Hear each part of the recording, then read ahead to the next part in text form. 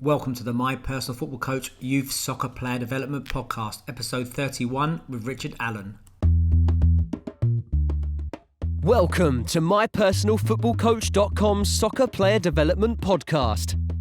Discover all the secrets, hints and tips about soccer player development and soccer coaching from some of the leading figures in world soccer. Here's your host, Saul Isaacson-Hurst.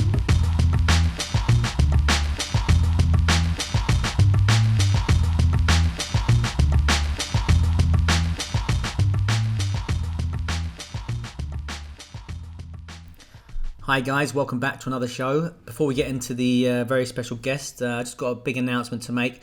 Really proud and honoured to announce that we're just launching the My Personal Football Coach Level 1 coaching course. So this is an e-learning course available on the app. It's completely unique, the only one of its kind in the whole world. Really proud.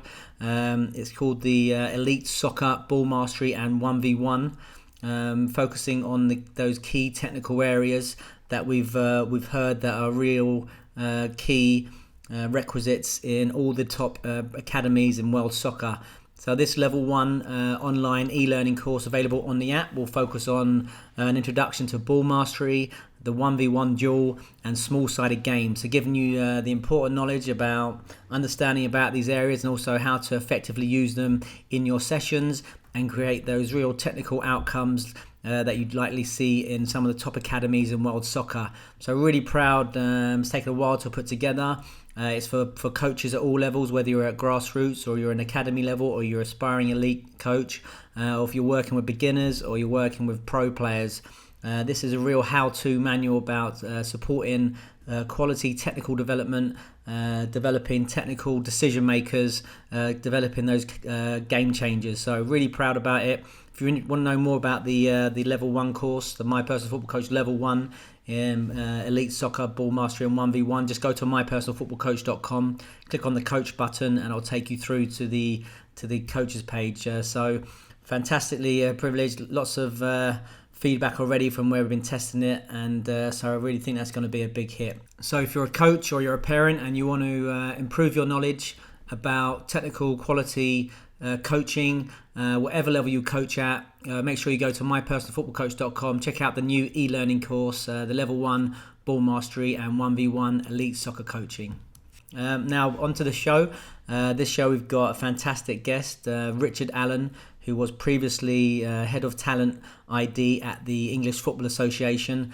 Really privileged that Richard's come on. I've known Ricahrd for a few years. I worked with him when he was at Spurs. He was Head of Recruitment at Spurs. He moved to QPR and then became Head of Talent ID at the FA. So shares some great knowledge about the changes at the FA, those great changes which had such a big impact in terms of all those tournaments that the young players have won. He talks about, the England DNA, the changes around that and the different types of players they got in and the different sorts of philosophy. So really interesting. This is really one of the best ones that I've done really in terms of the insight Ricahrd gives. He's a really intelligent guy, really good speaker. He's worked at some of the top academies, obviously Spurs and QPR, and now at Federation level. So this is really interesting if you're interested in player development or recruitment or talent ID. This one's not to be missed. Really looking forward to the convention in January. Going out to Chicago, going to get a booth out there. So My Personal Football Coach will be out there. Also want to welcome many clubs still signing up to the My Personal Football Coach Club Partnership, welcoming Total Football Academy from London, North London, Hearts and Bushy. So really privileged to have those guys on, and we're getting clubs on board every week from all over the world. So lots to come, lots happening, and we'll see you soon. So Ricahrd Allen, welcome to the show. Thank you. Can you just give us a brief outline of your journey up to this point within football? Yeah, so I'm currently Director of Football at Loughborough University, so I've been there since January.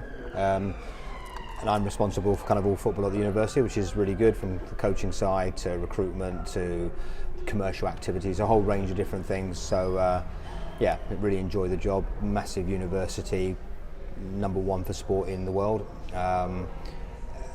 Great people, just a remarkable place. So really pleased to be there. Previous 3 years I was at the FA. I was Head of Talent ID, so I was responsible for supporting the national coaches with the identification and selection of players. for the national squads, men's, women's. When I first joined, I was responsible for setting up the under-15s programme, which was a new age group. The England teams used to start at under-16s. Most countries in the world started earlier, but we were still starting at 16, so we started a 15s programme, which I think was successful. And in fact, my first group was the group that ended up winning the World Cup last year, so a very talented group. But I think having him in for that extra year really made a difference, giving them a different games programme, etc., etc. So was involved with the senior leadership team when I first went there, and we started to do the work around the DNA and a whole range of things to kind of underpin what it's become now in terms of the successes. So really pleased to have been involved in that. Back end, I was supporting AD, Boothroyd with the 21s and Gareth with the seniors, as well as obviously running the whole department. So that national coaches thing was really important. And then we introduced a whole range of talent ID courses, so a pathway a little bit like the coaching courses. So from level 1 up to level 5, level 1 being an online course which is free for people that are working within Grassroots around talent ID, all the way up to 5, which is for technical directors. Level 3 was the only one that was missing, and that's going to start next month. So we now got 5 levels, which I think we're the only national association, any country really, to have in the world. So that's exciting, and I'm still involved in doing that. I run the courses and tutor on the courses. Heads of recruitment, club scouts, the whole range of different people. So that was the other part of the job. Before that, I spent 2 years as head of Academy at Queen's Park Rangers. So taking a centre of excellence through the EPP audit process, achieving Cat 2 status, which in the circumstances wasn't easy. No training ground, had to move just prior to it kind of being audited, managing to push the audit back a little bit to see if we get everything in place. Not really having the facilities that met the requirements, but somehow managing to get it across the line, getting the planning permission at the last minute for the indoor area that now has been built. Great experience, again working in a good club, interesting people, but we kind of achieved what I wanted to achieve. So 2 years there, and then prior to that, probably about 8 years as head of recruitment at Tottenham. So joined in 2005, John McDermott as the Academy manager. I think it was his first appointment, and then joined by some really interesting people like Chris Ramsey and Alex Inglethorpe, and Perry Suckling was already there, and Trevor Webb came through on education, and really setting up a whole programme. Quite a small team that's now grown, obviously, after the kind of audit processes and all the things you had to have in place for EPP. And I think, looking now at the players that have come through, quite a successful time. Got some wrong, but got some right as well.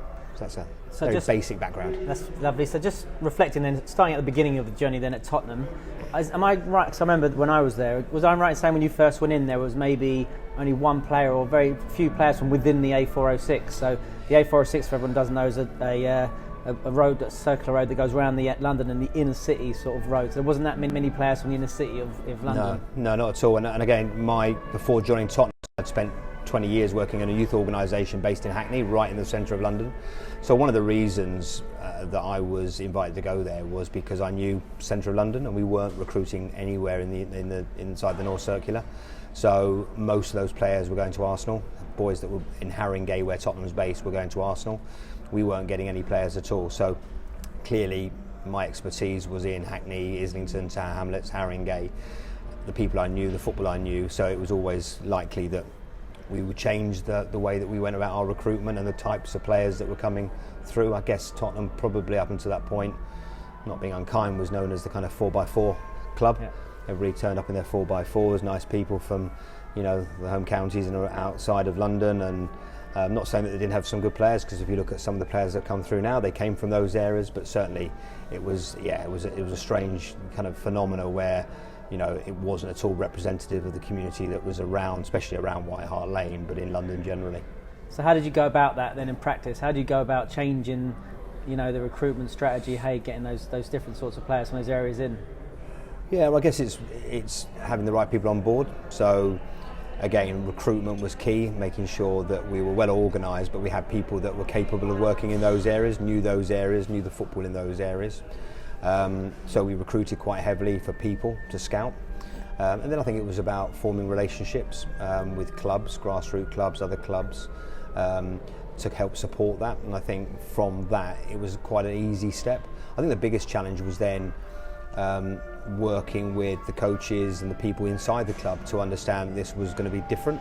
You know, they hadn't been used to coaching kids from the inner city of London, all the potential issues that could come through. So I had to do quite a lot of work on that as well. But yeah, I think it was getting the right people in place, creating the partnerships, getting that trust, and then thinking about things like where we had development centres. So we had a very strong development centre in New River, which eventually ended up getting over 50 players signed within the academy, right in the heart of the area that we wanted to get to. So in terms of preparation before going into the academy, it was a great location, and again employed good coaches to work there that knew how to work with kids from those kind of communities. And thinking about then those kids from those working class communities, if you like, those inner city areas, do you find they have sort of different traits, or what sort of things did they bring to the table, or is it just? No, I think there was a variety, because London's such a melting pot. You had people from all sorts of backgrounds, and with that comes different cultures around football, so the way that they play football. I became aware of little pockets of South American football players that would play, and to get them involved, and they would play the game differently. They have a different take on how they're coached and how they play. So a whole range of different things that probably meant that they were perhaps a little bit more streetwise. They're not saying that other kids didn't make the effort, but certainly they had to commit to it. So even getting out towards where Tottenham's training ground was at Chigwell, if you didn't have parental support, was really difficult. It was 2 buses and a train and a long walk down Luxborough Lane. So, to get there in itself was quite a feat, especially if they'd had siblings that they had to go and look after. So, again, not suggesting that those weren't committed to it, but their commitment was huge, their love was huge. Perhaps a lot of them had played a lot more unstructured football, smaller sided games. Some of the inner city leagues were quite tough sort of breeding grounds of players. And I think generally the level of competition was that much higher, which I thought lent itself to the kind of players that we wanted to get into the club. I as a young coach there, doing the under 9s, under 8s, under 9s at that time, I remember the boys coming in and maybe them having that a little bit more bravado, a little bit more attitude, a little bit more, and then some of the boys maybe from the rural areas a little bit intimidated by that, and you could definitely see that sort of interesting clash of personalities. Yeah, I think they bring a confidence and maybe just a different way of acting and behaving. Not that it was negative, but it was just different. And it took time for the other players to understand that, coaches to understand that, and parents to understand it. This was this whole group of different kind of kids that were coming in who were good football players, lots of ability, but also had a little bit more to say for themselves. Do you think, obviously, the philosophy that John and Chris implemented at the club, very much based around ball mastery and 1v1, did you look for different types of players maybe that would, you generally classically would get in? Or, because I remember, as from my point of view again, our players were maybe a bit more small and more technical than classically other academies had. They were a bit more physical maybe. Well, again, I think you have to link your kind of recruitment strategy to your club philosophy. So if you've got a very strong philosophy, which in the end was quite simple in terms of these are the types of players we look like, 1v1 domination, be able to manipulate the ball, giving what we call wow moments. If you give those messages to the scouts, it makes things much easier, because they can go and identify their players. Now, what it led to, I think, in the short term was, as you say, lots of small technical players who could do stuff. I think it was then getting to understand that a wow moment could be 1v1 domination, but it could be a good tackle. It could be a great save. It didn't have to be everything was a trick with the ball, but you had to be comfortable with the ball. So I guess, I think we ended up with a lot of those types of players, which meant that my job was made harder later on, because we were looking for centre halves. We were in game situations where physically we were finding it difficult to compete, and therefore, although the result was never going to be important, if it was stopping us actually playing the way we wanted to play. And so you have to then think about, okay, well, there are other attributes that we might need to bring in to help support those players. good players coming in. We didn't want them to be of a low standard to make sure that they kept going, but certainly we had to get other types in to make sure that we were producing players for the right positions later on, but also a support kind of mechanism for those that were the highly technically gifted ones. So then thinking about the recruitment process, and it's a hot topic at the moment, talking about talent ID at the youngest age groups. So how do you recruit? What are you looking for when you're recruiting an 8-year-old or an under 9 when they're coming in? We've got under 7s, under 8s. What are the qualities you're looking for at that young age? I mean, it's really interesting. So I think people have got a range of views of when you should start doing that. And I do fear that it's getting younger and younger and younger. I guess if you're providing a program at the very young age where it's really fun and you're doing lots of technical work and it's lots of games, and when I was looking at players of that age, not that I in any shape or form would say I'm an expert on selecting under 6s and 7s. I'm not. I think we had people that perhaps were better than I was, but we were looking for players that would play with a smile on their face, enjoy what they were doing, and had that kind of semi-natural ability to be able to manipulate the ball and want to try things. So it goes back to that thing, can they get off your seat? Can you have that wow moment where they do something really special and you think, wow, that's the kind. But the other thing is for most clubs I would always suggest that you get as many as you can in, because it's to try and get down to a small number at that age, it's almost impossible. So I'd always suggest take as many as you can, keep them for as long as possible, and be as patient as you can. And then I'm sure you'll get more from the programme than just by trying to get it down to 12 players for an 8-a-side.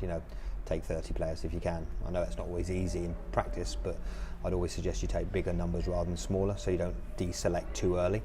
But I don't think it's no crystal ball. I think if they might show some outstanding technical or potentially technical qualities, they could be some physical qualities that you would think are important. But for our scouts, it was always technical. Now I understand that they need to have at least one outstanding physical attribute.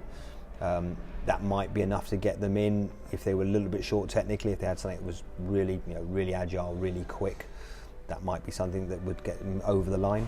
We did lots of stuff on things like relative age effect. So, slightly older than that, but if you look at some of the top players that have come through and the ones that we signed, maybe they didn't always, meet all the other criteria. They met some of it, but actually we were doing stuff around boys that were born in that kind of June, July or August period, and that again might have got them over the line to get in. Interesting. And what about, I want to come back into that in a second because I want to talk about a couple of ex-players, but what about handling expectations? Obviously, as you're getting parents in, they're seeing the bright lights. What do you do to try and temper expectations and dealing with all these players that are coming through and the small percentage that maybe actually get to the top? It's really hard because it's so competitive at the younger age. So you are doing stuff with boys to persuade them to join. You give them opportunities to train. You might be taking them to tournaments. You might be bringing them along to games in a box. And the reality is, once they've signed, that some of that goes. Not all of it. The international games program we had was always extensive. But you're not going to be going into the box at the club every week. You're lucky if you can get a ticket. And every club was doing the same, and everybody's competing for the same kind of players. And so therefore it's hard not to build that expectation because everybody's chasing the best players. It's quite perverse that you're standing there with a little 7 or 8 year old welcoming him into the club and persuading him to kind of sign. It doesn't feel quite right. And of course then the parents, some will always think that this is their big moment and they're going to be getting their Aston Martin next week. And clearly that's not the case. What we found, or I found, was my biggest reality check was when we did the signing night and John McDermott used to come in and tell them how the real kind of truth behind it all, and in terms of the likelihoods of success, most that drop away, the things that they had to do. And it always used to say, come on, give them a little bit, because they let them enjoy their moment. But he was right. I mean, they need to understand that seize the moment, take the opportunity. It could go on all the way. More than likely it will stop. It might stop and then start again at another time. Take all the experiences you can. You're in a very fortunate position to be able to access the training facilities, the coaching, the foreign tours and tournaments, but there's no guarantee of that success. So I think when he came in, and he'd always been, would have been accused of being a bit grumpy, and the parents were going, what's the matter with him? I thought it was all, that reality check I think was really important, and then to continue to do that without destroying the kind of confidence and that dream of wanting to go forward. But naturally within the club setting, when you've got retained release, you always found that there was that kind of natural feeling that it could end quite quickly, and I think we did quite a good job at Tottenham to do that, and even as it goes further through the pathway, how you actually deal with scholars when you offer them a professional contract, what you pay them. I think you have to have a policy all the way along the line that you're always trying to keep their feet on the ground. Interesting. And you mentioned the bio-banding, just talking about relative age effect. So, for instance, I was thinking about this earlier. Oliver Skipp, who's on the brink of the first team now, is on tour. He was a September birthday, always very strong, very developed, very quickly, and was always playing up. Then you had someone like Paris Magoma. I remember he came in when he first came in as under 8. Obviously had brothers in the academy. May birthday, much more of a slower starter. And as an inexperienced coach, I must admit, he came in. I thought, well, he's miles away from this, because we had such a talented group.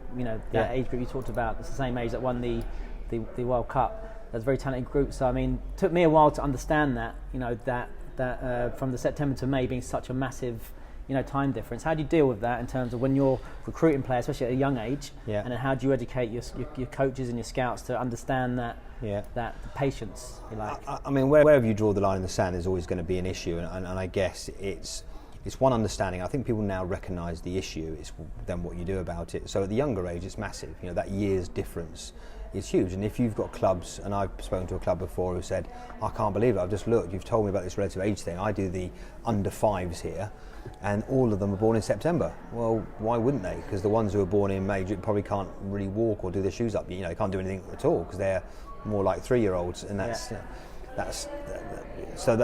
it becomes less of an issue as they get older. I guess the bigger problem is if those boys have already been rejected from the system and can't get in. All the evidence would suggest actually, if you can get into the programme, you become the most valuable players. So if you look around at those born June, July, August, if they can get into your programme, they do tend to be your biggest transfer fees going out in the future.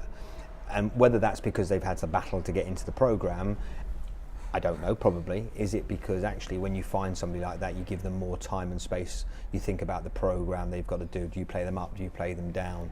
There's a whole range of different things. I think people get confused about relative age effect and maturation. Yeah. So we also had Phoenix Patterson, who was born on the 1st of September, who was probably the smallest player in the group.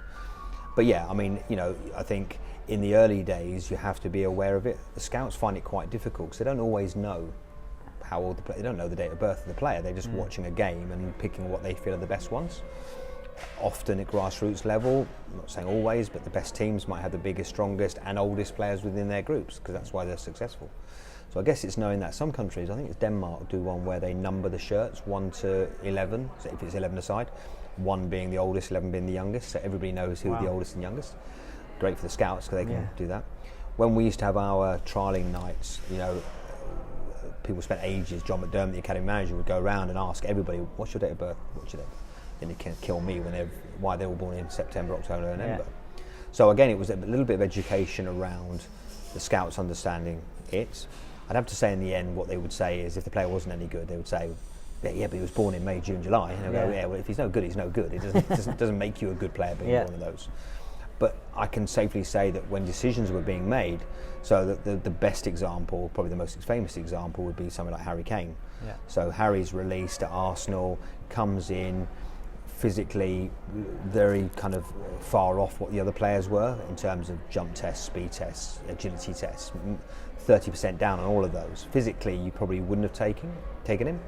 You could see why Arsenal might have released him because he didn't kind of fit the mould really. Technically, could strike a ball really cleanly, score goals, so some things that haven't changed. Father was a big man, athletic, you think, okay, what if he can be his size? Not very scientific, but that's what people thought. Good learner, was really keen, took on board the information. So all those things were good, looking back. Guess when he was born? July. Actually, at that time, we were doing a big project on the relative age effect, and one of the reasons, I'm not saying it was naturally the only one, one of the reasons why we ended up signing was we gave him the benefit of the doubt because he was born in July. Wow. So in that way... And what age he came in, sorry? 11. 11. So at that time, it was the thing that got, relative age effect was in his favour, because if we hadn't been doing that, we might not have taken him. Yeah. And this was, I sat down with staff a few months ago and we went through it and talked about why we signed certain players. What was it, to try and help us understand what are some of the characteristics that you might look for. Now, I'm not saying that you look for all summer babies, but that's one aspect. Maybe you need to just think, well, they're very young, let's give them time, let's be patient. And on the other side, it's, well, what are the other things? Technically, yeah, that's a key thing. If you've got somebody who can score goals, fantastic. They strike the ball really cleanly. Do you think that they can develop in such a way? Now, they can develop in such a way just naturally through their kind of the way that they're built and the genetics, but also with something like Harry is built on the basis that he will go work very hard in the gym, he will follow a program of physical development, he will do whatever it takes. So did he have some of those kind of mental qualities, behaviours that we think, oh yeah, well, he's going to do it? And if you can find those in players and start to identify those kind of characteristics, well, maybe that's another reason why you might want to sign them in the future. So it's not easy, and the younger they are, the more difficult it is. The physical testing side, for example, pre-puberty, if you're trying to make decisions on their physical kind of stats, then you're kind of missing the point, and you're not going to get anything. If you're using it as a decision-making tool, it can inform you, it can help you, can build up information, but if you're saying I'm going to take this player or not, and they haven't gone through puberty based on that physical testing, I think you're mistaken. And I don't think clubs do anymore. I think there was a little bit of a time when perhaps they would have looked at that. So I think, do you think, because I've some of my clients I work individually, they've come back, said they've not got into an academy because they can't maybe get around the pitch as a 9-year-old still. So what would your thoughts be on something like that? Yeah, the biggest change was always from small-sided games to 11-a-side games, and people, that really annoyed me. They haven't got the legs, they can't get around. Well, again, you've got to try and picture what they can be in the future rather than what they are now. They probably can't get around the pitch because the pitch is really big and they are very small.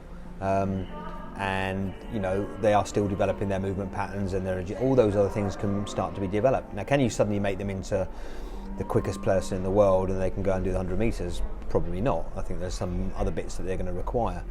Can they develop to be able to kind of meet the demands of the game? Some will, some won't. So it's really interesting when you see the ones that haven't been able to, but guess what? They come back at a later stage and they are naturally developed into what they're going to be, and they can do it, and then they're snapped up because actually they can play football.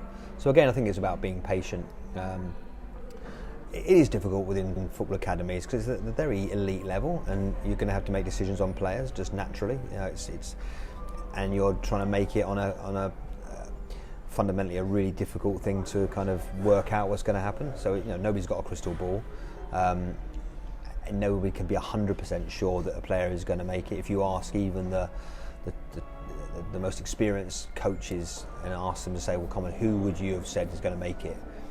There's not many that they can absolutely guarantee that we're going to do it. I've done it with national coaches, and they would say, Michael Owen might be one, Joe Cole, Wayne Rooney, they're at a young age. That's about it. They would never have said, oh yeah, I could definitely have said Steven Gerrard's going to be a player when he was 12. Just couldn't do it, and the easier it becomes, the later they get, but it's still very difficult. It's a complex. It's not easy. I was listening to Nick Cox the other day. He was at a conference I was presenting at as well, and he suggested maybe that as much he really admires the academy system, enjoys it, but he said maybe if we were reflect and say maybe is this the most effective way to produce players, he'd maybe question that. But what's your thoughts in terms of are we doing we're doing things the right way, or is there maybe a utopia over the horizon where we could maybe we're missing out on something? Yeah, I'm not sure. I think the very nature of the fact that at the end of the day you have to select very few people, like in any elite sport or any elite, if you're a pianist or a ballet dancer or any team sport, there is only a certain amount of people that will get to the very top. And I think it's very hard to suggest that, okay, well, we're going to be so certain at a young age, we're only going to work with those and we're just going to follow those and they will make it. So naturally you have to have organisation, and it's a team sport, so you're going to need to have enough players to make the team. So I think people that say, well, actually the academy system doesn't produce many players, well, it produces enough players that are required for the game, especially when you've got the added pressure of foreign imports coming in and all those things, which makes it even more difficult. So by the very nature of the fact that you're only trying to find a few, unfortunately there's going to be lots that drop beside on the wayside.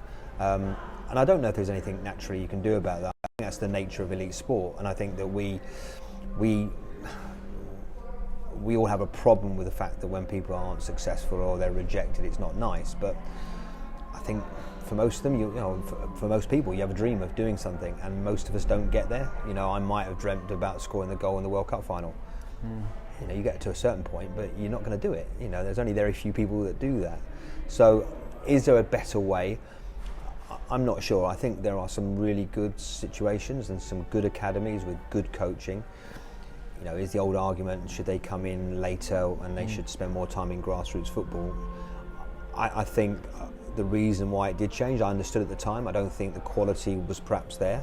And if your academy is able to actually provide that quality and experience, then the fact that you then get spat out at some point, if it's done in the right way, and people understand, people will be disappointed naturally.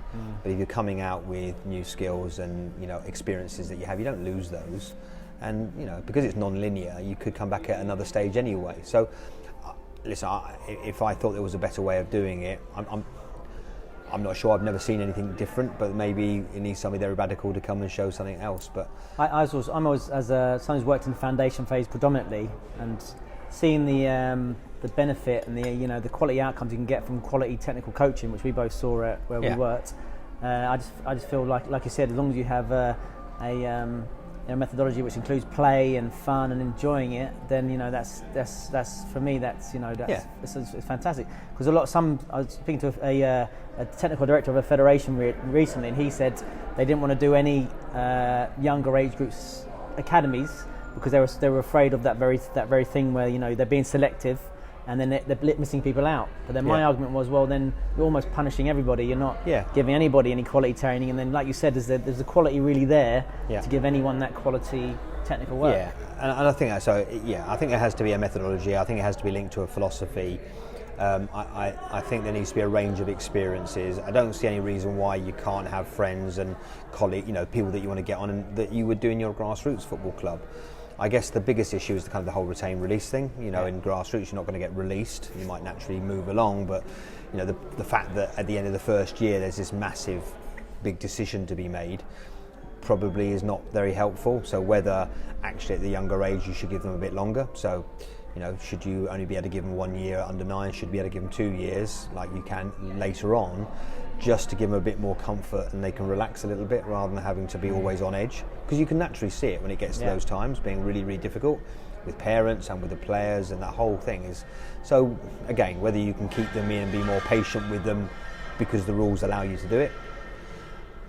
The other thing that you need, though, is always need people coming in and out of a system. That's a way that those kind of systems kind of work. So, I don't think it's easy, but I certainly wouldn't say that, well, we're just not going to do it, because there will be some that will require. But the only thing I would say is that everybody's route's so different. Just because you don't go in at 7 or 8 doesn't mean that you're not going to come out the top end.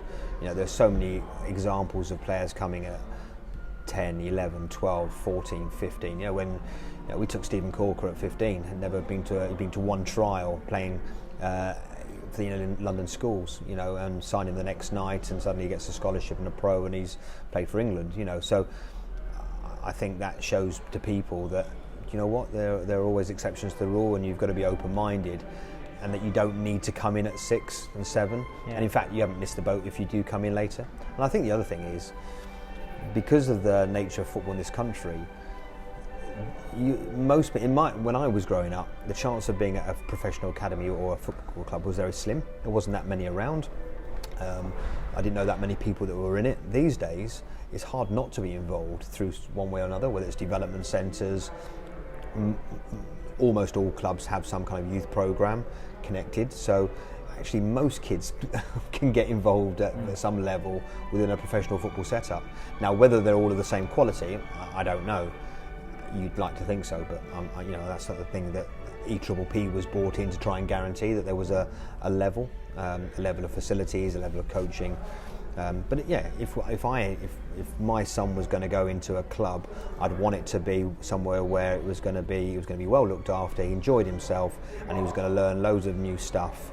and just have lots of fun. And whether he becomes out a professional football player, or he just comes out being competent, or he just comes out as a nice young man. At Spurs, we had a number of different kind of objectives. One was to produce players for the first team, and clearly that's what you're there for. Second was to produce players that were going to play professional football. Third was just producing kind of like just nice young men that would go out into the world and get a job and be happy and be fit and use those experiences. So we weren't failing anybody if they just went and did that. No, listen, we didn't always get it right, and there were times where you're thinking, have we done the right thing for that child? Have we worked in their best interest?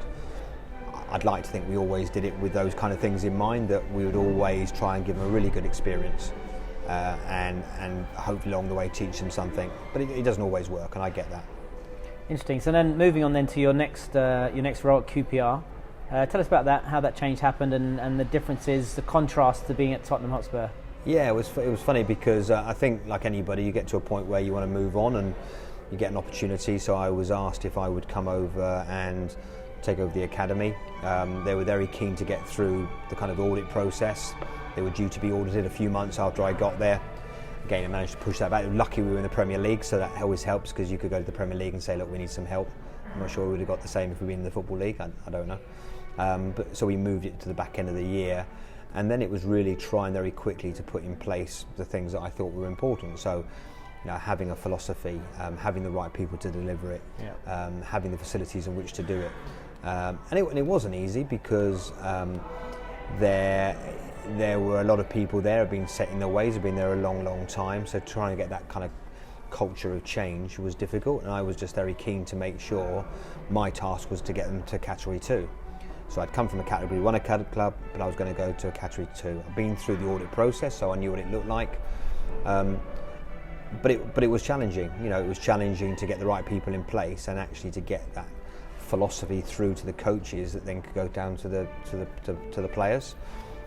In the same time, trying to move training grounds and find suitable locations to do it. So I can remember having left Tottenham's new training ground, where I'd got my nice new office, and hadn't waited for so long. And I think people forget, actually, when you look at some of those players that have come through and been successful, that was at Middleton House. It wasn't the best pitches in the world. In fact, it was probably some of the poorest. Chigwell was nice, but Middleton House was, when it hadn't rained for a few weeks, was difficult. A couple of years at Brentford as well. Yeah, Brentford as well, and all those things. And so, sometimes those kind of facilities help produce players. But then I got to the promised land of the new training ground, and guess what? Within 3 months, I was back in a porter cabin. I got my shoes all muddy going from the car to the thing. So I maybe that's why I like best, getting in the kind of chaos. Yeah. So, again, trying to persuade people and get them to understand where I was coming from. I was very committed to the kind of philosophy that we'd used at Tottenham.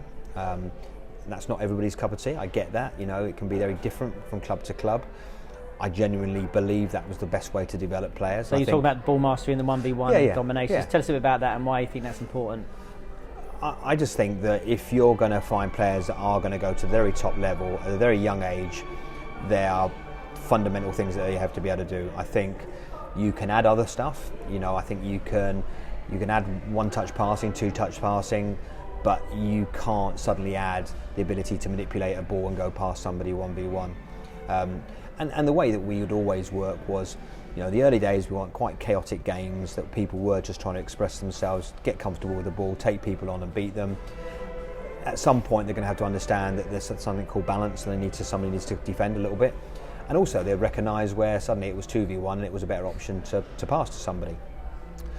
But I'd stood on pitches, a good friend of mine was at Arsenal, and I remember being there with the under-8s, and literally his instruction was pass it, pass it, pass it. And mine was don't pass it, don't pass it, don't pass it. And that's fine. He looked at me and I went, no, you do what you do and we do what we do. Now, I'm not having any kind of go at Arsenal, because the way that they played the game was fantastic. 1 and 2 touch passing, and we'd sometimes find that really difficult to cope with. And parents would say, that's how you play, that looks lovely. Ours was a bit more chaotic, because we believed that actually having that fundamental ability to beat a player long term was going to help them, because you get to 16 and 17, for whatever reason the team stop you from passing 1 touch, 2 touch. Somebody's going to have a little bit more about how you break a line with the ball. So working on those things I think were really important, being comfortable with the ball, and then we felt we could build from there. So at the beginning it was hard to persuade people of that argument because we couldn't show them any evidence it was successful. But John McDermott, Chris Ramsey, all of us felt that was the way forward. And of course, by the time I get to QPR, suddenly we are showing some signs that it is successful. And clearly, subsequently, the players that have come through, the Harry Winkses and all those ones, I think we've proven it is. So going into QPR, I think people were expecting me, I don't know what people were expecting, because I got a little bit of criticism for the fact that we were trying to introduce these new things. I think it would have been worse if I hadn't tried to implement those things, because it would have just meant what was I doing before? I just didn't believe it. Now I'm going to do something completely different. So that's my beliefs. And I was employed to kind of implement those. So you bring in a few more people, you educate the people who were there, and there was some really good staff, really good people, and we made an amazing kind of step forward to get us to the level. And I'm not just because passing an audit is the most important thing, but we got things into place. We started to get the teams to play better. Our recruitment strategy became very much more localised to, let's not be roaming all around the country, let's do West London, let's do kind of central London, let's forget about those other areas. The owners at QPR were very much of the line that if you're going to try and compete with these competitors that are on your doorsteps, let's not bother doing it, because we can't compete with Chelsea. We can't compete with Arsenal, Tottenham, probably not even Fulham. We're QPR. So we've got to do things a little bit different. So, you know, our very small recruitment team, we looked at West London especially, and then into London a little bit more. We set up some good partnerships with local clubs, and I think we started getting some good players in. And then we developed it in a way that I felt was appropriate for the needs of the game, what they're going to have to kind of, you know, what they would require to play further on down the line. So by the end of that year, we got through the audit, which was great, and then we were kicking on kind of, you know, I think our programs were stronger, the staff team that were coming in were really good, and we were making some real progress. You mentioned it just a minute ago then when you talked about when you were at Arsenal, they played two-touch and Spurs were dribbling. I remember those days, and then the parents were like, well, actually, this is a more effective way because maybe it's more, so maybe they probably win more games at that age, if you like.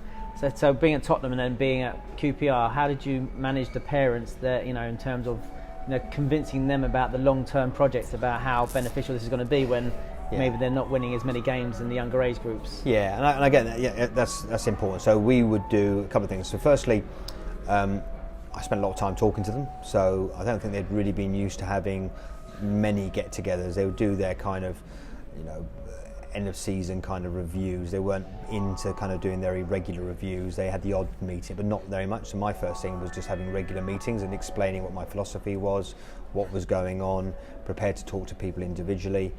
And then trying to get them involved. So we do CPD stuff where we'd invite them along and explain what the session was, so that when it came to game day, they would understand that we've been working on certain things. So it's great them standing on the other side supporting, but if they were telling their son to do something different, it's not going to work, because actually we might be putting them into situations and scenarios where they are going to fail, because that's how you're going to have to improve. So if we'd been doing, I don't know, something simple like playing out from the back, and we've been working on it all week, you want to practice it at the weekend, and we might not be very good at it, in which case we're going to get caught out and we'll probably lose.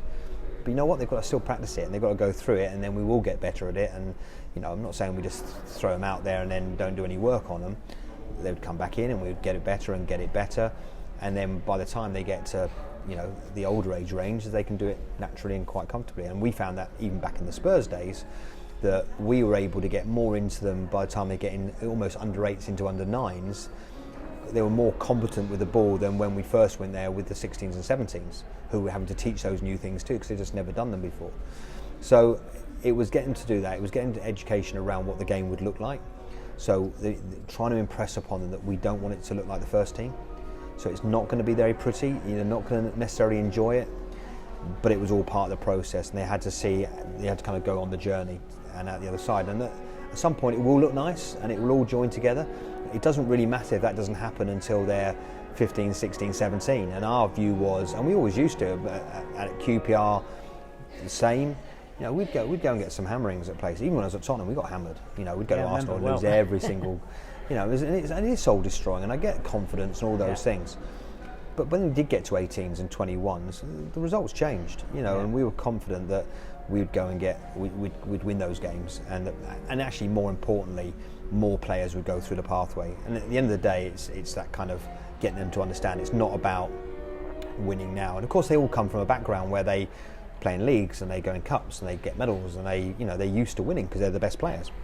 Suddenly, they're not, because they're getting beat every week, and it's a bit more painful. Now, you don't want that. You want them to have a winning mentality. You want them to kind of win games and play well. But at the younger age, we all know, especially if we were producing little players of high technical quality, big boys beat little boys generally at the younger ages. So, trying to get them to buy into it was always difficult, and we would lose a few. We lost a few at QPR that just said, "No, we don't believe in your philosophy. We're going to go somewhere else." And fine, I get that if that's not what you're into. I think as time went on and we recruited different types of players, you get a different kind of mentality. It happened at Spurs, I think it happened at QPR. So you're suddenly recruiting players that are more technical, whose parents understand it a little bit more. But getting the balance is really difficult. Interesting. So then 2 years at QPR. Tell us about your next role then at the FA. How did that come about, and what made you change? Yes, so I guess a number of things, personally and professionally. It was a good time. A good 2 years at Queen's Park Rangers. I'm really glad I did it. But like anything in life, if your country comes calling, so to be asked to go to the FA and work there was fantastic. Very proud to be invited to go and work at St George's Park. It wasn't very old, and to be part of what was the first ever time that the organisation had a talent ID department. In the past had a chief scout, but to actually have the opportunity to go and develop a whole department to look at how we recruit players. Different in terms of, you're only going for English players. Actually, in the end, it worked out that there are other English players playing all over the place. We don't have that many English qualified players playing in the Premier League. We have lots of people that have many opportunities to play for somebody else. I remember doing some stuff with our 15s and 16s. At least 3/4 of the team had not only one but two, but some of them had 3 different countries that they could play for. So although you go in thinking this would be quite easy because everybody wants to play for England, actually it's not. So if you've got somebody like Ethan Ampadu, how do you make sure that he comes and plays for you and not Wales? Now he did, he ended up playing for Wales. He played for us as well. Unfortunately, that was in the group that won the World Cup, and when he first came in, he definitely would have been involved, but he wasn't the starting player. He was one of those, but he also had that opportunity. If he had no opportunity and it was only England, he'd still be playing for us now, and he would have probably gone on and done very well. But he didn't need to. He's got Wales, and he could go play there, which is not a bad option if you're going to go and get games. He then goes to Chelsea as well, and and he's being at Stamford Bridge this morning, seeing his picture on the wall. So, and compared to even some of the centre midfield players that we had at that World Cup, he's gone that way, and some of them are still, Tashan Oakley-Booth and others, Ricahrd, and Ollie Skip didn't even get into the team either. Yeah. All those players are on their journeys. Ollie's now probably elevated above the other two, and so many things changed. But so the FA was great to set up a whole department. Really interesting with the under-15s program that we started, and trying to collaborate with clubs and all the issues that it brought to clubs. Clubs don't, found it hard enough to release their boys at under-16s and all the issues that causes. So suddenly kind of wading in and say, look, we want your under-15s now. Some were very supportive, some quite rightly were a bit questioning and saying, well, is that right to identify players at 14 that are England players? Well, what would be the potential implications of that? The problematic areas? Well, it's a bit like you asked before about how you keep people's feet on the ground. If you're suddenly an England player, well, I had it with one of our QPR. I left QPR at the stage, but we had a young lad in from QPR, and he came away, then went back to the club and said, I'm an England player now. I think I need to go to a better club, and I need a better. What are you going to give to me? And even though we did parent workshops and we talked to the boys, and you don't go and knock on the manager's door. You're not England players. You're in a development group. We thought about lots of things. Do we give them, let them wear an England shirt? Should they just wear a white Nike shirt and shorts and socks? And so they really understood. But again, you get into that recruitment thing of it's a competitive market. We need to give them what other countries are giving them and all those things. Now, we shouldn't do things just because other people are doing them. We want to do it because it means we can look at the games programme they're getting. And actually, the FA, we did loads of work on the games programme. I think when I can remember always looking at their games programme, it was always the same. Victory Shield, Nordics, Montague, and that'd been like it for I don't know however many years. So, and clubs quite rightly would say, actually, you want our player to go to the Nordics and play against Iceland, okay, or Norway, or the Faroe Islands. That means they miss out on a trip to go and play against Real Madrid, Bayern Munich, and San Paulo or somebody. I think our games programme is better than yours, and you go, well, yeah, you're probably right actually. I think maybe a double header against Faroe Islands is not going to be the same as playing against those teams. In the end, we changed it so radically that we don't do the Victory Shield anymore, right or wrong. We don't do the Nordics. We do Montague, but now we're playing Brazil, we're playing Argentina, or we'll be playing Germany or Spain. So if people say, club manager, academy manager says, oh, we're playing Barcelona, and we'll say, yeah, we're playing Spain. We're playing somebody from Brazil, we're playing the national team. You can't give them that. So actually there was less of an argument. Okay. But certainly with the younger ones, I think what you have to try and do is make sure that they understand it's a long way on their journey. It's great that they've been selected, but please don't go back and suggest that you're anything else. But naturally they now think they're in the past. So I understand the issues that it caused, and it identifies players. I'm not saying that other clubs don't know who your best players are, but what you found was that that would put them in a little bit into the shop window, and there was a period of time where people were moving around quite a lot. People were taking each other's players, Cat 1 to Cat 1. That seems to have stopped. If you had a younger player that was ever called up for England, it was going to really be hard to keep hold of them because everybody was there watching. The FA had to do a lot of work on managing the games, especially at St George's Park, which I was involved in, about agents, parents, just becoming a bit of a melting pot, and clubs then become even more unhappy if they felt they were going into this kind of area where there was just all these kind of distractions and people that were trying to get into them. So yeah, I get it, but in terms of player development, getting an extra year, the 15s programme always started with training camps. Interestingly, the way that we organised the training camps, and we're talking about relative age effect, is that we selected in August 3 camps. The first camp was for those born at the beginning of the year, middle of the year, end of the year, so that you were really selecting across the whole year rather than doing the same as we did before and ending up with the same thing, that all our players were born in January because of the international date. So we would do it. Now, it didn't always fall correctly because what would happen is clubs had different things, different holiday dates. But what it would mean was that at least if there were 60 players, for example, there would be 20 that were born in the beginning, 20, even how they were mixed in on the actual camps. So that was quite an interesting kind of not experiment, but a different way of working. But that was good. So I set that up and then built the programme, got the staff in, started to look after the older ones. Firstly when Roy was there, and then obviously when Gareth was there, working with him and AD, and starting to make changes in terms of trying to get to a point where we weren't just relying upon live observation, that we were developing the department into data science, pathway kind of management, and a whole range of different things to kind of add value to it, rather than just going, well, it's just a scout going looking at a game. Can we analyse games differently? Can we have data on the players? So what in terms of that then, did you ask the club for data? Are they quite open to that? Yeah, well, there was 2 different ways of doing it. Some of it's going out and finding it, but also taking advantage of when they come into us. Okay. So the big advantage of being England is that players come and spend a week with you.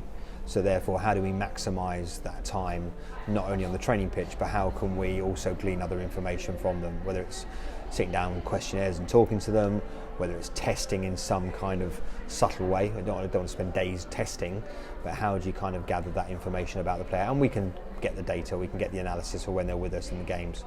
Clubs generally will share stuff, not all of it, but some of it. We can always get clips and videos of their performances. So again, it's how you use that. So it was trying to get a real full picture. How important is that data analysis in terms of, for instance, distance covered in a game as for a midfielder? How significant would that become in your talent ID? Well, again, I think for me it's linking everything to your philosophy. So if you want players that can do certain things and you know what you want them to do physically, well then you can measure those things and see how effective they are. If it's on technical stuff about how many forward passes that break lines, how many players do they take out of it, you can kind of get that information. So again, it's based on what you need to know. I would say the selection of players still comes down to human. Ultimately, Gareth will pick who he wants to pick, regardless of what the data might inform him. and he'll if there's any questions and he's not quite sure, he'll look at that, but ultimately he will make a decision, and that decision might be based on what they give, but also it could be a fullback and a centre half, how they combine together, and how the general look of the team is, and what else they bring in terms of character and all those other things. But to have the data next to it, I think, is important, so that he can say, well, okay, I'm not sure. We used to have great discussions about whether a player could defend the ball at the far post or not, and then when you actually brought the data and said, well, look, the reality is he does all right. That's his stats. That's how many times he defends the far post. He's really good, and just because he's little doesn't mean that he can't do it. And we have this perception, oh, he's small, he can't do it. The reality on the data says, well, yeah, he's small, but he can do it. And actually, the game is not like that anymore, so he's not going to have to do too much of it anyway. So it did clean up a few little kind of things like those discussions that you'd have. And so you were there really at the the beginning of the England DNA project, the change. Yep. Tell us a little bit about that, how that came about, and the sort of processes that went into that. Yeah, so I guess when I joined, the DNA had started to be built, and I think it's around having those kind of layers of detail. So at the beginning, it was kind of very kind of generic, kind of big picture stuff, whether it be in possession, out of position, transition, set pieces. And then it was really trying in each phase to drill down into the detail, getting involved with a number of different people, experts from the outside as well as inside, national coaches, trying to get people from clubs, and just really trying to engage with all of those to kind of drill down into the detail. I guess the difficulty is when you do it like that, it can go around in circles for a long time. At some point you've got to say, this is what we're doing, and then trying to link all those things that you're coming up with was, with your recruitment strategy and with your development strategy. So for England teams, we got to the point where rather than scouts going out and filling in a generic form about can they head it, can they kick it, can they do this, it was, if under 16s, it's about look forward, play forward. That's one of the things. Well, let's see how many times they do that. Let's judge them on that. Can they do that? Is that something that you witness in a game?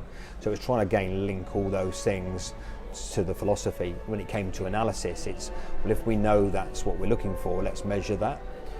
So I think it was really important, and I think the FA is in a good position to influence the game, and we'd always say that how do you influence it? Well, we own the coaching qualifications. So whether it's the youth coach educators that go into clubs that take on the responsibility of their education, whether it's through the B licence or the A licence or the Pro licence, if we start to think about the DNA, how we then coach it, so the different hexagons that we had on England DNA was about the future England player and how we coach, and a range of other things. So again, if we understand what that looks like, we can influence people within clubs. That then impacts on hopefully the players that they're producing, which helps us for national teams. So it was really interesting being at the beginning, and it's still developing to this day. I think the slogan is evolving, so it'll always be evolving. I don't think it's ever, and it has to be, because we don't want to get back to the stage where in 10 years' time it's now out of date. I think one of the criticisms the FA would have faced is that just because you did something 20 years ago doesn't mean it's relevant now. If you're doing a B licence course that was designed then, the game's moved on, things have changed, so it's how you keep abreast of it. Do you think that you were looking for different types of players that England traditionally looked for? I think it was understanding what the international game looked like. So it's a real tough one, because a lot of countries have their very defined kind of culture of how they play. So if you go to Holland, generally speaking, even if you're on the Dutch equivalent to Hackney Marshes, you probably see them playing 4-3-3 with wide wingers and an expectation of how they play, and that's fine. I think our culture is a little bit more confused, so probably deep down we're 4-4-2 and like to go long and smash everybody around, and Hackney Marshes is where you will see it. Yeah. So almost from the outside looking in, that's what we expect. We know that's probably not the best way of playing international football, but it's having that mix of kind of cultures. So you want to keep your kind of island nation kind of competitiveness and all those things that we're renowned for. Foreign teams would always say, England teams never give up. They always go to 90 odd minutes. It's always tough. So you want to keep some of that, but also understanding that you need to keep possession of the football, because otherwise you're not going to get it back if you play the best teams. And I think we've struggled to kind of get to grips with that. So I think England teams now are much better, because we're very clear about what kind of players we need to get to do that. I think England can take some credit, but actually probably more what the clubs are doing. The clubs are the ones who produce players, and I think the academy system in this country can be criticised, but generally the investment that's been made means that we've got more good players, technically good players. And I watched England under-18s play last night. You know, we are physically fantastic, athletic, quick, and some countries would go, oh well, you're just big and strong. Well, we are big and strong. I accept that. Technically we're as good as, if not better than, most of those countries in the world. We can go to Brazil and compete physically, but also can compete technically. We played Sweden last night, and you know, the old days, England-Sweden would have been a tough old game. It could have gone either way. It was a bit of a walk in the park, you know. And the issue you're going to have now is finding the right level of challenge. Yeah. Because unless we play, you know, we literally need to take that group and go away and play in, you know, go and play in Paraguay, just to give them a bit of a, you know, physical fight and a different technical battle. It's really hard because they're a strong group who can do all things. So England's success was born on the fact that we've got better players to select. We kind of know what we're looking for. We've got some good coaches. And the biggest thing for me when we were successful last summer was more based on relationships. So if you look back at previous years, we've always had reasonable players, but we've never been able to get them on the pitch. You know, withdrawals were always so high. You know, you'd go to an under-20s World Cup thinking we've got a chance, but the first 35 players selected have withdrawn for various reasons, because the calendar's not great and all those things. Last year, I think we missed out on about 2 or 3 players across the 17s and 20s. If we get our best players out, and you know what, they're good, we've got a good chance of winning.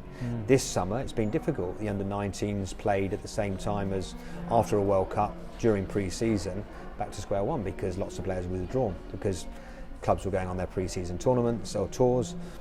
The World Cup players weren't back. This is a good opportunity to look at younger players. Suddenly your under-19s is decimated, and then we don't do as well as the European finals. Why do you think then we've suddenly got such a sport for choice with so many good technical players, but maybe in the past we weren't producing such technical players, and maybe philosophy and coaching and facilities. So if you've got good pitches that you can actually play football on, you've got a philosophy and coaches that can actually develop players. The games programme, I still think, even though there's some criticism at the top end of 23s, etc., if you look at most countries, you know, if you look at Barcelona will play their 16s, will play some good games, but most of it will be against local clubs, and it will be, you know, quite high-scoring games. If you're in most places in this country, you will play, you know, in Manchester you'll be playing Man City, Man United, Liverpool, Everton. Yeah. In London, you know, the weekly games programme. So if you can couple that with really kind of good coaching, I think our coaching philosophy has gone more technical. Yeah. You know, we aren't just thinking about smashing the ball forward, and you know, we are trying to play in the right way, and we're getting better at doing it. I guess the issue then is how that translates into under 23s football, but more importantly, first team football. You know, again, going back to the English qualified players, I think we're about 31% English qualified players, and that's a very small pool of players to pick from. So Gareth is, you know, as much as people criticise about selecting, there's not that many players to pick that are playing regularly in the Premier League. And actually, you don't want them just playing in the Premier League. You want to be playing in the top 4 teams to play Champions League, or at least a Europa League, because England football matches are generally tournament football. We want to be good at tournaments and cup competitions. Yeah, we can't get enough players. We haven't got enough players playing in the top 3 or 4 European leagues. You know, Jadon Sancho goes to Dortmund, and he's in the squad. Now, you know, that's a good move for him, going from Watford to Man City, deciding to go to Dortmund, playing. But we don't, you know, he's like, you know, there are more going, but he's kind of the one now. Spain have got players playing all over the world. Brazil have got players all over the world. Their pool of talent to select from is much, much wider. So I guess that's the biggest challenge that we face. The Premier League is the best, as far as I'm concerned, the best league in the world. It's entertaining, it brings loads of money, which helps the clubs, but actually on the basis of the fact that the managers only last very short periods of time, they're not really invested into thinking about the younger players. Some do. Klopp's done very well, Pochettino's done very well, others have done well. And no disrespect to the smaller clubs sort of just come up, the Brightons and the Bournemouths, and you know, those kind of, they tend to be where all your English players are. But are they going to be the ones? Maybe, but you know, we could do with a bigger selection pool. Thinking about that group, that 17s group, just quickly, it's quite interesting.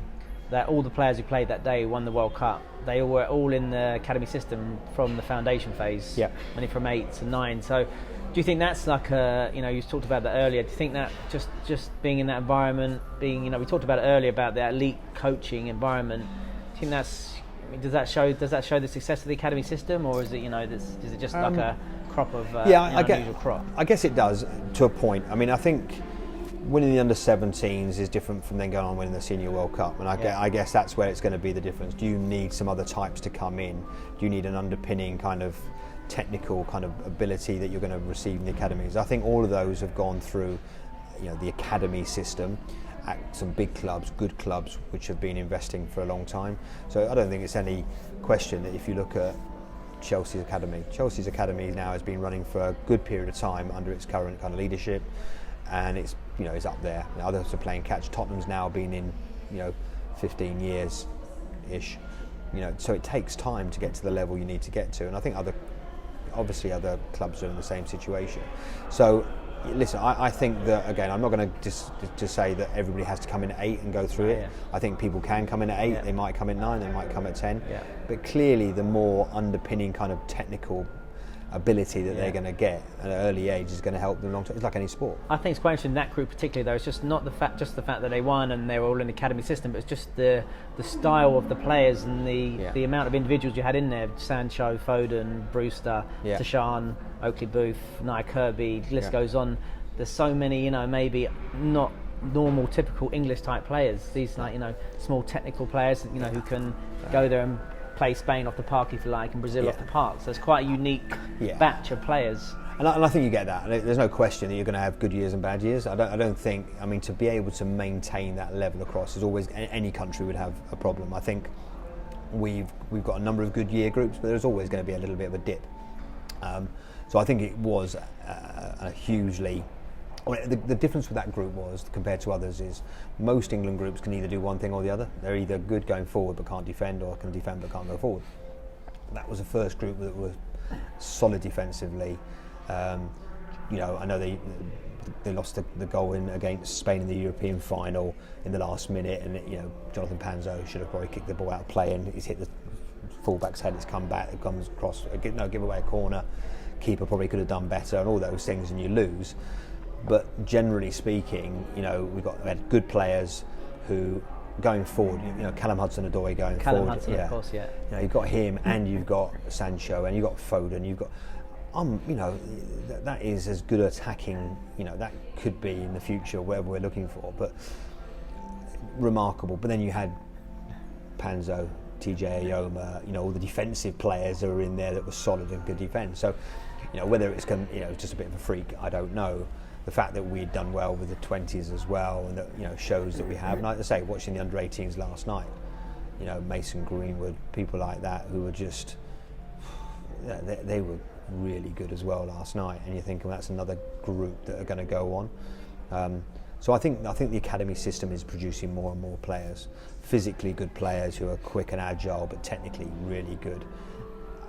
Now I guess it's that kind of game understanding, kind of tactical nous that perhaps again we've missed. I remember taking teams abroad from a young age and being found out a little bit because the Italians were just a bit cuter than we were, and they just, not necessarily they were better technically, but they just understood the game better. So it's building that kind of game understanding. So I think at club level, where you have got analysis going on, they are looking, reviewing their performances, they are thinking about the game much more. I think that all helps.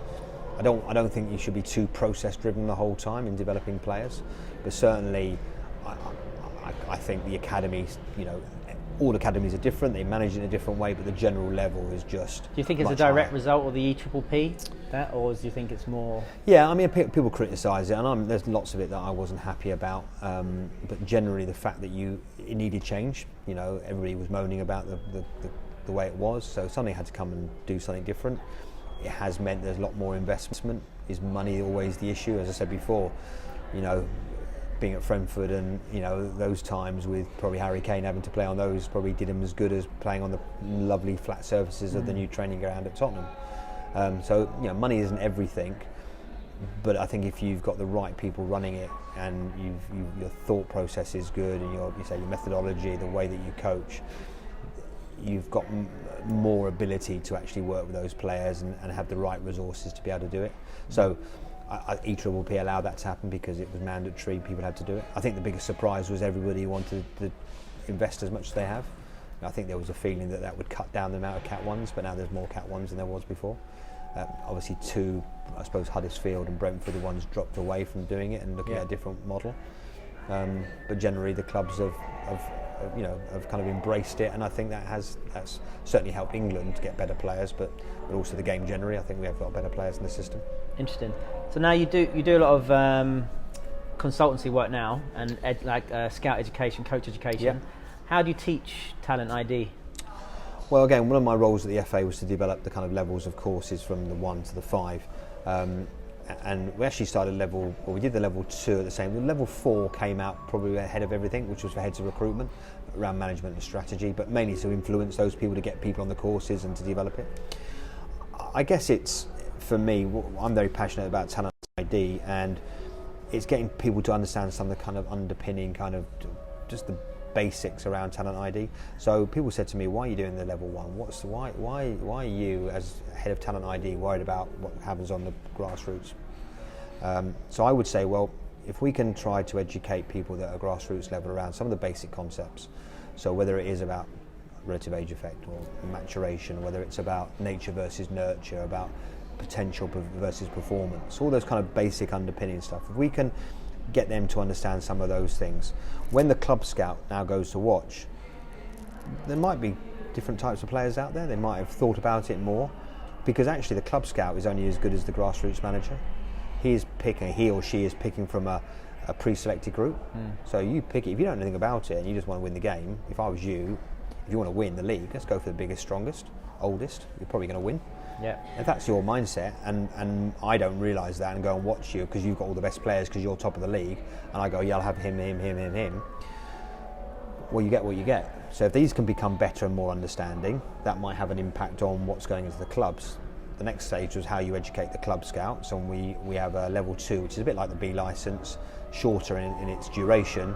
I just did one last weekend up at Newcastle, so working with Academy scouts, 4 modules, looking at kind of some of the basic underpinning principles, some of the relationship stuff, a whole range of how to operate as a scout, rules and regulations, communication, a whole different raft of things. But just trying to sit with them and talk about it, observation stuff, watching games, comparing how we observe people, what we see, talking about bias. We all have our biases. So it's starting to get people to recognise some of those kind of issues. So the whole thing about bias, we are drawn towards people that we like. I like little small wingers that can beat people on. Yeah. I have to be aware of that, otherwise that's what I select, and I forget about big centre-halves who can head it and kick it. Yeah. But we need some of those as well. So, and it's not a negative, and some people might say it's just an understanding what it takes to get to where you need to get to. But it's just having the strategies in place to kind of recognise that. One, I recognise I'm biased in certain areas. What do I do about that? Or I might ask you for your opinion, and you can challenge me on my opinion. One of the things I always found frustrating, and most people do, is it's the whole concept of slowing down the decision making.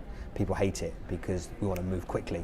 But actually, slow it down. Just think about it. Get other people's opinions.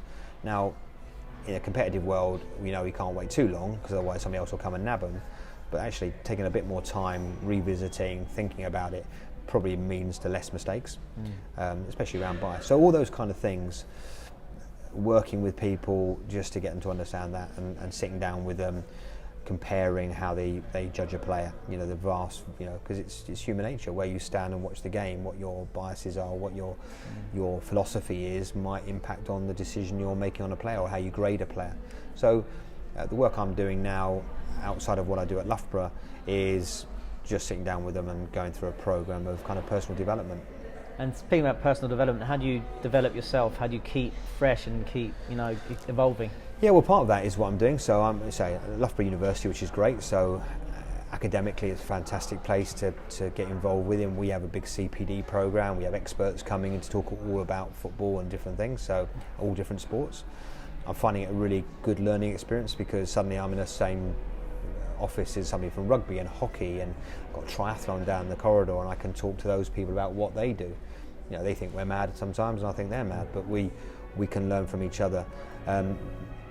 actually me going to visit clubs abroad or go to, into clubs over here, I'm still keeping fresh, I'm still learning, I'm still talking to people, going to conferences, going to leaders this morning for a breakfast kind of round table discussion, listening to people from the NFL, talking to colleagues that I've known for years and getting their feeling on. So I think you're constantly learning. I'm still learning stuff that I didn't know before. I try to read books. I don't believe everything I read. I think nobody should, but certainly trying to get just a kind of different take on stuff. So yeah, I think I'd like to think that I'm still trying to learn and kind of push myself forward, because the game is changing, and the knowledge that you require is changing, so you've got to keep yourself kind of fresh. Just a couple of questions here from Twitter, being the modern age that we're in. What is talent? Can you honestly spot talent when watching one game or session? Be honest, scouts are looking at ability, not talent, when scouting. So I think the problem you get is that a scout will go and watch a game and they'll be looking at the performance in the game. So somebody will do well or they won't do well on the day, and that's all they can look at. They're not, on that day they have to report on what they see. The danger always is that if you make a decision based on one, whether it's very good or very bad, it's difficult. So what you need to do is get a number of games. You have to go and see somebody a lot more times to get more of a balanced view on them. And I guess it again comes back to that education piece. It's about what are some of the predictors of talent. So talent, I think, is something that we all have. We have a talent. I think the key thing for me is around potential. So how far can you take that talent? So I perhaps could play football up to a certain level. That's kind of where I'll reach. I won't go any higher. Some people overachieve, some people underachieve.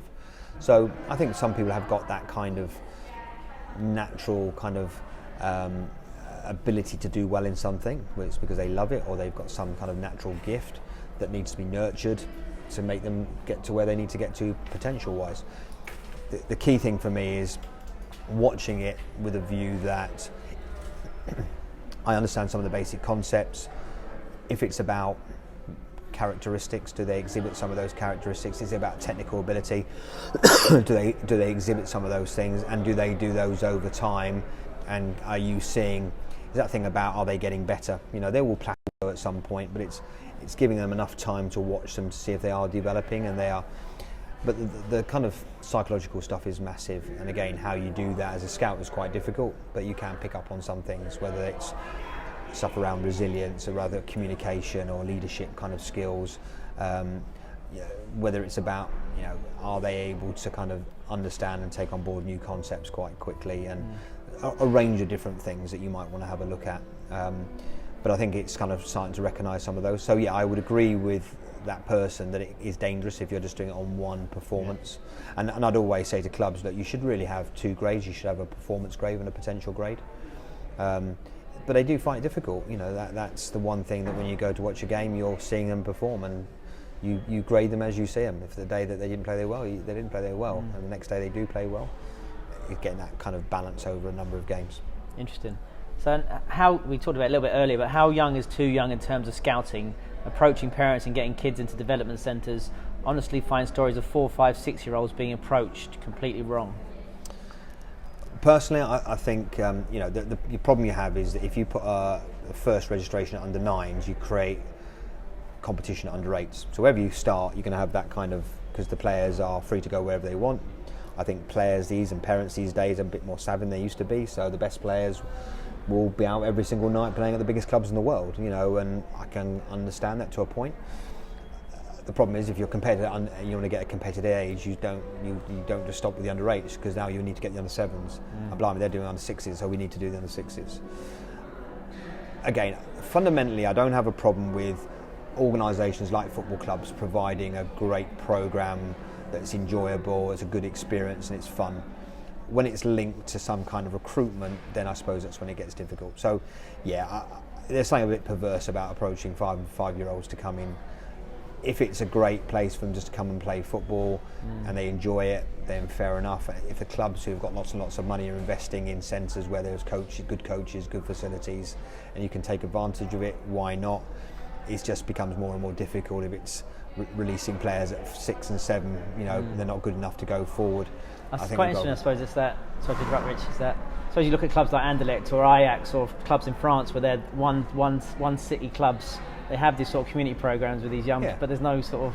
When you're in London, you've got a saturated market, and suddenly it's about competition. That's when it becomes a little bit different, doesn't it? It's crazy, And again, if you started at under 12s, the under 11s would be massively competitive. So London especially, but other places in the country, it's crazy, and it's getting worse and worse because everybody's trying to get the same. Even though some might say, well, actually, it's not worth thinking about too much because we know, the percentage is quite small that actually go all the way through right to the very top. But I get why most academies want to have a good level within their coaching programs because you know that some will go and some will stay and some will come in, but you want the general level to be high. So we are all the only other thing is that we're not all looking for the same types. There is a little bit of difference, but you tend to find that the best players have lots of different options, and parents find it quite difficult at some point where they've got to make the decision. They like the fact they're being courted, they like the fact they've got all these opportunities. Why wouldn't you? I mean, most people would love to go and train at Arsenal, then Chelsea, then Tottenham in 1 week and get everything that goes with it, the free tickets to go and watch the game and all those things. Kind of living the dream. I guess it's the effect it has on the 7 or 8 year old, especially if they don't get picked up. And in fact, I've had more players that are, especially as they get older, are more worried about how their parents are going to deal with it. So I was sitting with an under 16 player that had been released, and he said, I'm fine, I'm just worried about my dad. He's taking it really difficult, this is his life. And I suppose it's the worst kind of rejection. So I'm rejecting a child, I suppose it's that, it's difficult that. Well, also it becomes, if you've been there for so long, it's everything, it's your whole social life. You're so, you're so engaged with it, you're committed to it, you're going every day and you're making friends and you're, as a parent, that's your life. And also, there'll be some parents that will be telling and keeping people updated about their progress, and if you're at Tottenham or you're at Arsenal, you're doing really well and you're flying, and they've you might be in the pub saying, oh yeah, my son, I went and watched today, they beat Man City and he did really, really well. And suddenly it comes a point where wherever it happens, and if it's 14 or 16 or whenever, it suddenly stops. And you haven't got those support mechanisms, or you haven't got your social kind of friends, and now you're not down the pub saying it's because he's now gone. And this lad was, he was more worried about how his dad was than he was, which is a shame. And that's one of, the whole kind of concept of full-time education models and everything centred around the football club, I feel a bit uncomfortable with. I think that children generally should have different kind of support groups. So I think they should have their family, I think they should have their friends, I think they should have their school friends, I think they should have their football friends, their whatever friends. And then if one thing goes a little bit awry, they've got those other support mechanisms. In the end, you've got players that are going into full-time education models, living on site, where it becomes almost football is the only thing. Now they'll always have their family, but maybe they don't have their friends anymore, they haven't got their school friends because it's their football friends. And my worry is that whenever it happens at 16, they don't get a scholarship, they lose everything. They've got nobody else because they've all gone. And if they've been there since they're under 8 as well, that's the whole been the whole life. So it's half of the child, but it's also then half of the parents have also been centred their lives around it. So I think it is tough. But again, I go back to my original thing where I think life's quite tough. Every other sport's quite tough. Football gets a bad press, but I've heard of some horrific stories in other industries. If you don't get the next gig at the theatre where you're working as an actor, they don't do anything. They just leave a letter in your cubbyhole, and you're out, or you're in. That's it. And then you just pack your stuff and you go, and you're out the door. Now, clearly, if you're happening at 9 years old or 10 or 11 or 12, that's different from it happening even at 16, 17, 18, 19, 20, but it's still, The same as, like I said earlier, you're the best violinist, or your ballerina. One of my friends' parents is mum of one of the best ballerinas in the country. It's ultra competitive environment. Same, you're either in, you're out. Well, prima ballerina, there's only one, at that company. So, at a football club where you've got 4 English players in the first team, if you're lucky. Well, it's hard. There's no God-given right that you're going to be the one who gets it. In fact, you're probably not. And if you can be in a good program, and I'm proudest, I suppose, at Tottenham, where constantly I come across players that are down the system. They're in it, still making a living. Chelsea's had a lot of criticism, and Arsenal used to get a lot of criticism, and it is hard to get into first teams. But actually, if you look at the amount of Arsenal players or Chelsea players that are through, so all the divisions we have are full of players that have probably come through the academy system. Yeah. They're not all at the top, but they kind of find a level. I suppose you say, as before, if it's not for the first team, then it's the same as when I was at Chelsea. It's about creating more professionals than anyone else. So you're going to be creating professional footballers. You're a finishing school, right? Yeah, exactly. And goes back to my original thing of, at the end of the day, I'd say to parents, you're disappointed now. Your son will never lose the experiences that he's had. When he's filling in a CV, he'll have always been a Queen's Park Rangers player, a Tottenham player. You would have gone you'd have done all those things. So if you want to then go into education and you want to become a PE teacher, so you're a PE teacher that has spent all your kind of informative years at Tottenham Hotspur Football Club. That makes you employable because you've got that knowledge of working in an elite or playing in an elite environment.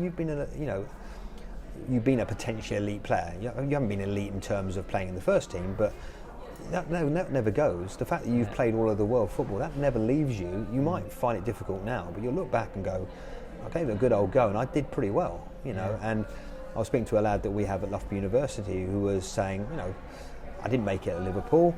I ended up at Shrewsbury. I'm now here. I'm doing my degree and I'm fantastic. Oh yeah, I used to play with Trent Alexander-Arnold. We used to play at the back together at Liverpool. We still talk now and then. He's doing what he's doing. I'm doing what I'm doing, but you don't lose that experience. You might get a distance between you and you're not speaking to him too much anymore, but you did what you did. Yeah. And you've gone off in a different direction, and he's doing pretty well, and he'll come out with a good degree and he'll go off and get employed somewhere, and I'm sure he'll be really successful, whether it's in football or outside of football. Having that background of the stuff he's done is not lost experience, it's not wasted time. It's actually, and he's playing now at the university, a good standard of football. He'll probably go away and be able to play and make, a little bit of a living playing it, as well as getting a proper job and doing other work. So just finally, what advice would you give for a young, well, we don't say coach, but someone who wants to get involved in scouting, talent ID, and like to, get to some of the great positions you've had in the game? I think it's understanding the kind of the various levels. The underpinning kind of knowledge is really important. I think I've got a coaching background, so that helped me kind of understand a little bit more about the game. I think that kind of whole thing about being a student of the game, understanding, and then really finding something where you feel comfortable to kind of start practicing. When I first started doing it, I was asked to do some scouting for Leyton Orient, and you do a little bit, and then I did my A licence and got asked to do some scouting for England on a part-time basis. And I had some really good experiences, very luckily, when I was just outside of football. I was in grassroots football. The best thing that ever happened to me, I was asked by the FA to look after all the international teams that came across as a team liaison officer. And people say, why do you want to do that? You're just kind of running around teams. I must have worked with the Spanish teams 7 or 8 years on the trot, and this was back before they started to become really successful. They were doing well at youth level, but not doing. I went to every single training session of Iñaki Saiz and others who were the top Spanish coaches who have led to their kind of dominance. And I just used to watch them coach and speak to them and watch the players and get an understanding of the level. And I'd come back to my own place and just copy the sessions. And years later, we'd be at Tottenham. One of the coaches said to me, "Rich, we did this like 8 years ago." It wasn't me being brilliant. It was the fact that I'd seen somebody else do it and I was copying them. Yeah. And guess what? We were ahead of the curve. So getting those kind of experiences led me to then being able to, when John McDermott said to me, "Do you want to come?" Yes, I knew London inside out. I'd worked for England, so I knew the levels of England players, and I'd done that job, so I knew what the Spanish, the Dutch, the Portuguese, the Germans looked like. So I had a kind of a variety of kind of experiences to kind of put in. So for any kind of aspiring person, try and get as many experiences as you can. I'd go on the FA courses, the level 1's out there, you can get on it. We're doing regional courses for the level 2 because, again, those people who aspire to become rather than already in it need to have an opportunity. In November there's a scouting conference up at St George's that we do every year. You should go and see that and get some kind of really good information from different sports around talent ID. And as I say, getting kind of linked up with the right kind of clubs that that have the philosophies that you feel kind of aligned to. But yeah, I think just getting as many experiences as you can. And what about finally about a player? What advice would you give to a young player on their starting their journey? We've talked lots about one of the kind of characteristics of a player that loves the game.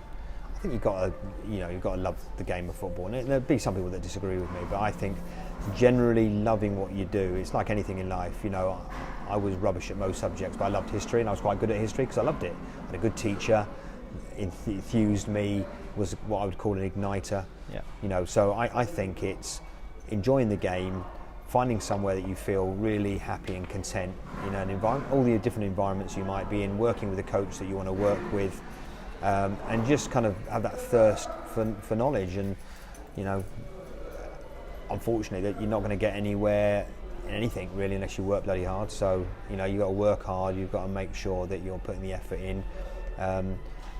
And if you look across the game, those people have been highly successful. From the outside, you might think they're just naturally gifted. But you're not telling me that Messi doesn't work hard, that Ronaldo doesn't work hard, that Harry Kane doesn't work so hard every day to get to where they get to. It doesn't come easy, so you've got to be prepared to put that effort in. And finally, my personal football coach, all about ball mastery. How important is that technical work away from the game, being master of the ball? Yeah, you know, the best players, if I listen to stories of when I was working with England, working with somebody like Phil Foden always has a ball. He has one in every room in his house. He always does something when he gets into the house. He can't help but love the ball. So you know, those players almost have it under their arm and practice every day on their own, up against a wall with somebody else, just being really comfortable with the ball and being able to manipulate it so that it becomes a part of you. Richard, thanks very much for your time. My pleasure. Thank you very much. Thank you. Thanks for tuning in to the MyPersonalFootballCoach.com Soccer Player Development Podcast. MyPersonalFootballCoach.com's dynamic ball mastery program is the world's leading online individual technical training program, proven and developed at the highest level in the English Premier League. Sign up now to train like the pros and take your game to the next level. Master the ball, master the game.